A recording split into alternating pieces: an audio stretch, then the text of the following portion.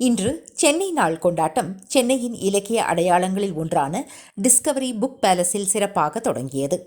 சென்னையை மையமாக கொண்ட நூல்கள் மற்றும் புகைப்பட காட்சியை சென்னை விருகம்பாக்கம் தொகுதி எம்எல்ஏ பிரபாகர் ராஜா தொடங்கி வைத்தார்.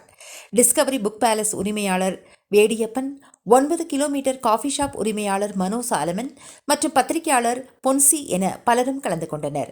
சென்னையை மையமாக கொண்ட நூற்றுக்கணக்கான நூல்களுடன் ஆவணப்படம், திரையிடல், கலந்துரையாடல் மற்றும் புகைப்பட காட்சி அனைவரையும் கூடுதல் கவனம் பெற வைக்கிறது. இந்த சென்னை நாள் விழா அடுத்த 3 நாள் வரை தொடரும் என அறிவிக்கப்பட்டுள்ளது.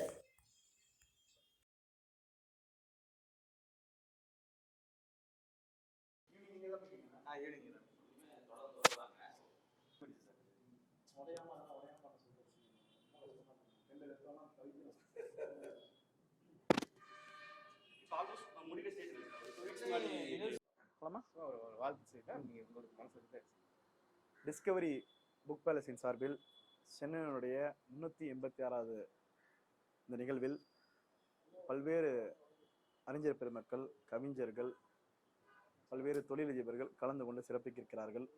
அந்த வகையிலே தொகுதியின் சட்டமன்ற உறுப்பினர் என்ற முறையில் என்னுடைய தொகுதியில் இருக்கக்கூடிய இந்த டிஸ்கவரி நூலகத்தில் இன்று காலையிலே சென்னை உடைய மிக சிறப்பு ராகம் டிவி யூடியூப் பக்கத்தை சப்ஸ்கிரைப் செய்யுங்கள்.